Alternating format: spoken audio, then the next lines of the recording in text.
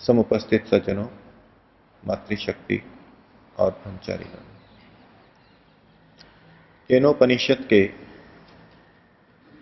प्रथम खंड को,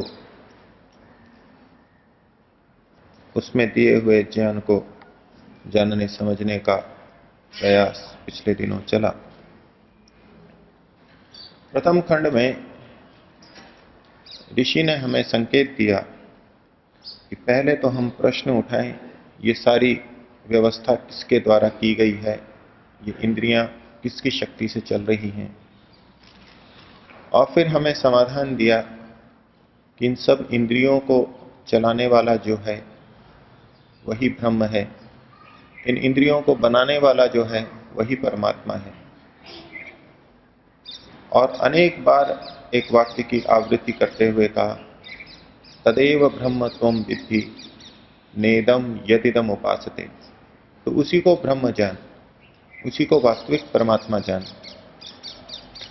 उस परमात्मा को ये इंद्रियां नहीं देख सकती, जान नहीं सकती, वो इससे परे की चीज है। तो इस प्रकार हमारे को ब्रह्म को जनाने का उन्होंने प्रयास किया। तो शिष्य के मन में ये बात आ सकती है कि मैंने अब उस ब्रह्म को जान लिया है, मैंने उस साक्षात ऋषि से सुन लिया। तो अब उस शिष्य को ऋषि फिर से कहना चाह रहे हैं, यदि मन्य से, अगर तू ये मानता है, सुवेद इति, मैंने उस परमात्मा को अच्छी प्रकार से जान लिया है। जब साक्षात ऋषि के वचनों को किसी ने सुना, साक्षात कर्ता के मुख से कुछ सुना, तो श्रोता के मन में ये आ सकता है कि मैंने परमात्मा को जान लिया है। साक्षात ऋषि ही नहीं, वेद में भी बहुत सारे मंत्र, अधिकांश मंत्र ईश्वर के स्वरूप को बताने वाले हैं। और भी सत्संगों में सुनते रहते हैं। इस सब को सुनने के बाद में, महीनों तक, वर्षों तक सुनने के बाद में ये विचारधारा बन सकती है कि मैंने ईश्वर को जान लिया है। तो तवलकार ऋषि सावधान कर रहे हैं, बता रहे हैं, यदि मन्य से, अगर तू ये मानता है, सुवेद इति, उस परमात्मा को अच्छी तरह से जान लिया है, तो कहा द ब्रह्म एव अपि, तूने थोड़ा सा ही जाना है। अगर ये समझ लिया कि मैंने परमात्मा को अच्छी तरह जाना है, तो भी तूने निश्चित रूप से तम नूनम दभ्र एव, तुमने बहुत थोड़ा सा जाना है। इसको ब्रह्मणः रूपम, परमात्मा के रूप को, परमात्मा के स्वरूप को तूने बहुत थोड़ा ही जाना है। ऋषि यहां पर बड़ी गंभीरता से उसको सूचित कर रहे हैं, बता रहे हैं। इस तरह के वाक्य किसी उपहास के लिए या उसके मजाक के लिए नहीं है। तो ऐसा समझ रहा है कि मैंने ईश्वर को जान लिया, लेकिन जान नहीं रहा है। क्योंकि ये ऋषि भी जानता है कि मैंने भी ईश्वर को अभी अच्छी प्रकार से नहीं जाना है।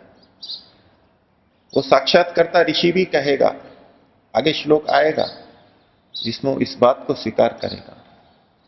और वो ऋषि भी जानता है मैं भी इसकी तरह ही कभी था, इसी तरह से विचारता था और इसी क्रम से आगे चल के मैं आज ऊंची स्थिति तक पहुंचा हूं। तो शिष्य को कह रहे हैं ऋषि की यदि मन्य से सुवेद इति, अगर तू मान रहा है कि मैंने ईश्वर को अच्छी प्रकार से जान लिया है तो तूने उस परमात्मा के रूप को बहुत थोड़ा जाना है। यहां जो ब्रह्मणः रूपम की बात कही गई, रूप केवल चक्षु से ग्राह्य नहीं। इस रूप शब्द को देख करके कोई ये निष्कर्ष निकाल ले कि यहां परमात्मा के रूप की, ब्रह्म के रूप की बात कही गई है, तो ये एक गलत अभिप्राय लेना होगा। यह रूप का मतलब है उसका अपना स्वरूप जो भी है, जो उसके गुणधर्म हैं। ब्रह्म निराकार है तो निराकार भी उसका रूप है, उसका अपना गुण है, अपना स्वभाव है, और उसी की तरफ ऋषि संकेत कर रहे हैं। और आगे स्पष्ट करते हुए कहते हैं त्वम अस्य यत्, तू इसका जो जानता है, अस्य ब्रह्मणः, इस परमात्मा का जो तू जानता है, और तू ही नहीं देवेशु अस्य यत्, और देवताओं में भी जो इसका ज्ञान प्रचलित है।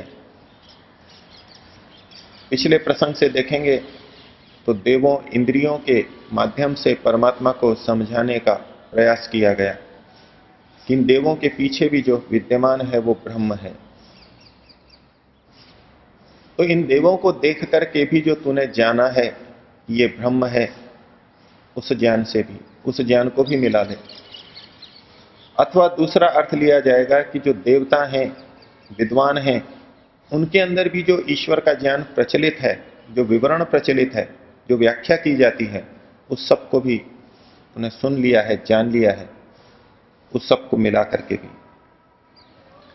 त्वम अस्य यत् अथ देवेशु अस्य यत्, तेरे अंदर जो इससे संबंधित, ब्रह्म से संबंधित ज्ञान है, और देवताओं में भी, विद्वानों में भी जो इससे संबंधित ज्ञान है, मैं ये मानता हूं नुते विदितम, तेरे द्वारा जो भी अब तक विदित हुआ है, जो भी तूने अब तक जाना है, वो सारा का सारा मीमांस्यम एवं मन्ये, उसको मैं मीमांस्य समझता हूं। ऋषि अपने शिष्य को कह रहा है कि तूने जितना अब तक जाना है वो भी मीमांस्य है, विचार के योग्य है। तेरे को अभी इस पे और चिंतन मनन करना आवश्यक है। अगर समझ लेता है कि मैंने सब कुछ जान लिया तो भी तू अच्छी तरह से जानता नहीं है। परमात्मा ही नहीं, लौकिक विषयों में भी यही बातें चलती हैं। एक विज्ञान का विद्यार्थी प्रारंभ करता है विज्ञान को पढ़ना, नई नई बातें उसके सामने आती हैं, उसके जो प्रश्न होते हैं उनका समाधान उसको मिलता है, और प्रश्नों के समाधान होने पे उसको लगने लगता है जैसे मैंने इस विषय को पूरी तरह जान लिया है। और अगली कक्षा में जाता है तो उससे संबंधित और सूक्ष्म बातें उसे मिलती हैं, और ऊपर जाता है तो और बातें मिलती हैं। बीएससी करेगा, एमएससी करेगा, तो उसको ये प्रतीत होने लगता है कि जैसे विज्ञान के हर क्षेत्र को मैंने जान लिया है, बहुत कुछ जान लिया है, और विज्ञान सब कुछ जान लेता है।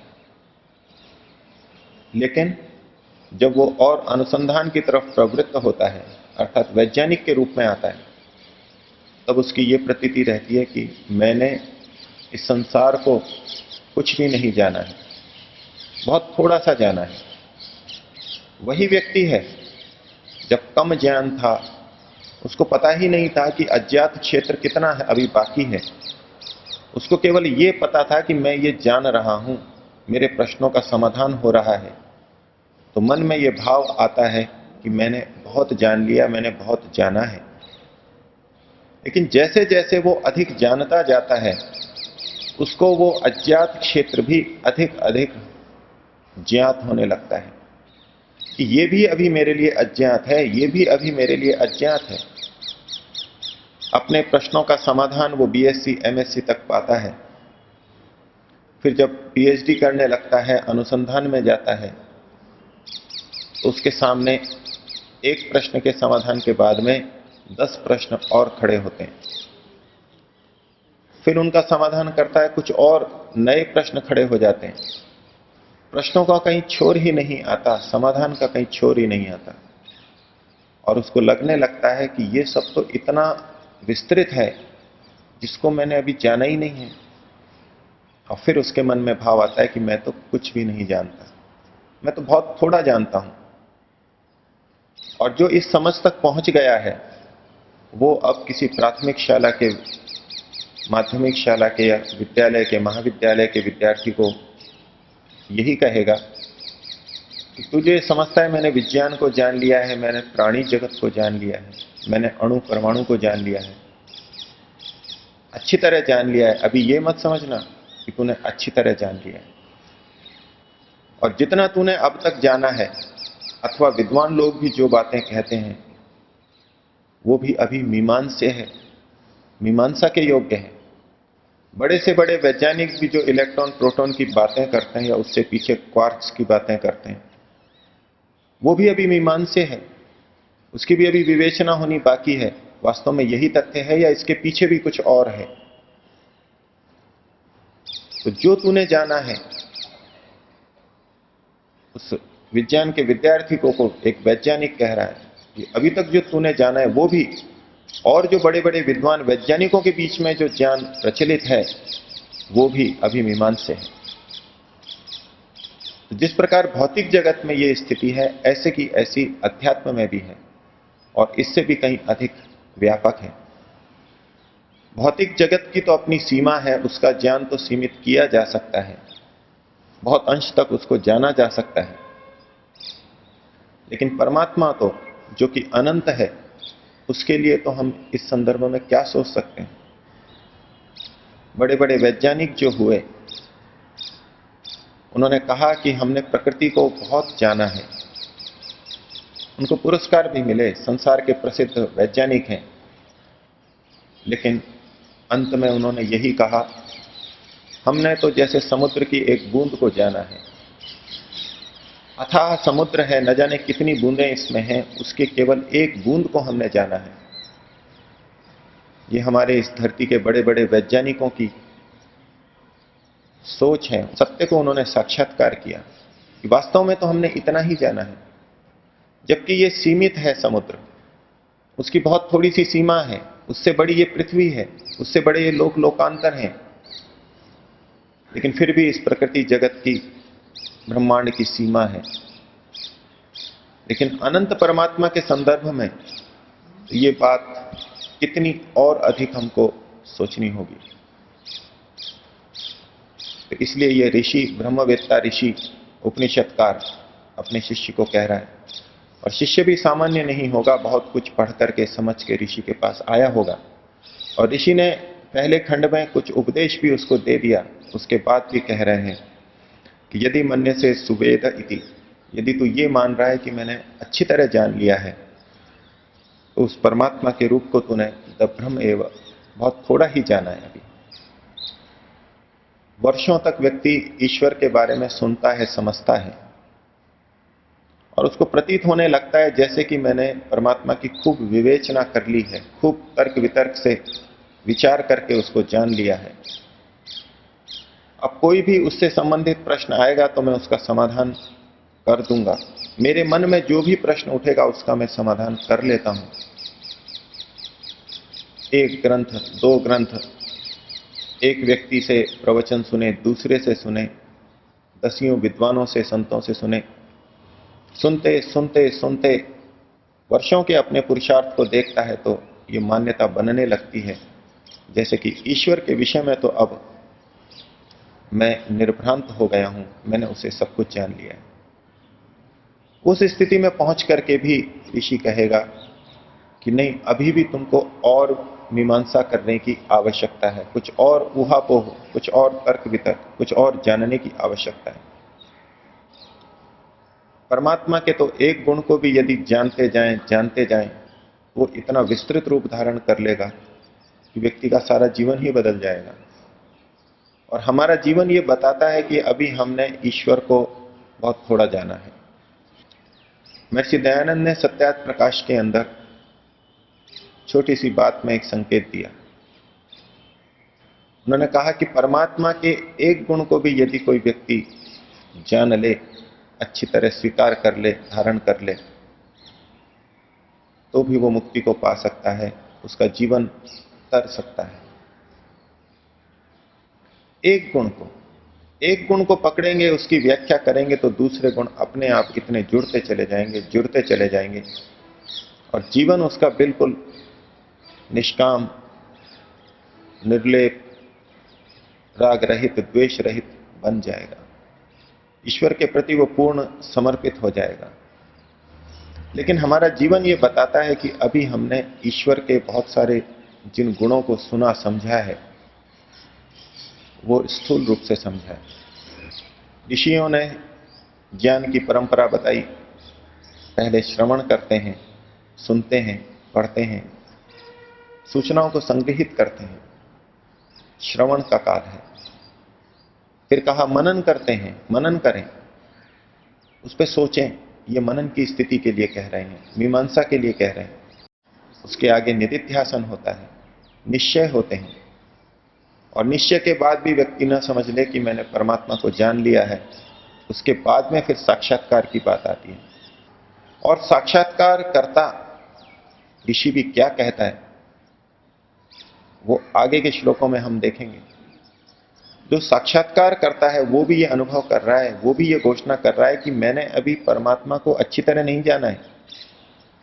मैं ये दावा नहीं कर सकता कि मैंने परमात्मा को अच्छी प्रकार जान लिया है। तो जिसने अभी केवल सुना है, पढ़ा है, वो तो किस आधार पर कह सकता है कि मैंने परमात्मा को ठीक तरह जान लिया है। अभी और विवेचना की और मीमांसा की आवश्यकता है। अध्यात्म में चलने वाले इस बात को बहुत जोर देके कहते हैं कि यदि हमने वर्षों लगाकर भी, वर्षों की साधना ध्यान के बाद भी, चिंतन मनन के बाद भी ईश्वर के अस्तित्व को वास्तव में स्वीकार कर लिया, तो एक बहुत बड़ी उपलब्धि है। क्योंकि वो देखते हैं कि ईश्वर के प्रति विश्वास भी दिखता रहता है। वर्षों सुनने मानने के बाद भी ईश्वर है या नहीं है, ये संशय पैदा हो जाता है। तो ये बहुत बड़ा और पहला कदम है अध्यात्म के लिए कि ईश्वर के अस्तित्व को तो माने, और उसके बाद में फिर उसके यथार्थ स्वरूप को, एक एक गुण को समझते हुए स्वीकार करते चलें। और उपनिषद के ऋषि से यह भी संकेत मिला कि ईश्वर की मीमांसा करनी चाहिए, विवेचना करनी चाहिए, ऊहापोह करनी चाहिए, तर्क वितर्क से उसको जानना चाहिए। ये ईश्वर केवल श्रद्धा से ऐसे ही स्वीकार करने के योग्य नहीं है। केवल कहा गया हमारे पूर्वजों के द्वारा, ऋषियों के द्वारा, वेदों में कहा गया, इसलिए वो मानने योग्य है, इतने मात्र से ईश्वर का साक्षात्कार नहीं होगा। वो तो एक प्रारंभिक चरण है जहां हम ईश्वर को स्वीकारते हैं। फिर अगले चरण आते हैं और उसमें ये मीमांसा किया जाना आवश्यक है। और धर्म के क्षेत्र में तर्क, बुद्धि, युक्ति, मीमांसा आवश्यक है। तो ऋषि के तात्पर्य को हम समझें कि यदि मन्य से सुवेद इति, यदि तुम मान रहे हो कि मैंने ईश्वर को अच्छी प्रकार से जान लिया है, तो तुमने बहुत थोड़ा जाना है। और जितना भी तुमने जाना है और जितना विद्वानों ने जाना है, विद्वानों से तुमने सुना है, वो सब भी अभी मीमांसे है, विवेचना के योग्य है। इसकी मीमांसा करो और इसको समझो और हृदय में बैठाने का प्रयास करो। ऋषि के इस उपदेश को, उनकी भावना को हम समझें और अपने लिए इसकी आवश्यकता समझें कि अभी ब्रह्म के स्वरूप को हमें और मीमांसित करना है, उसकी और विवेचना करनी है। और विवेचना करके हम ईश्वर के विषय में दृढ़ निश्चय हों और फिर और आगे बढ़ें। ईश्वर से प्रार्थना करेंगे ओम के उच्चारण के साथ।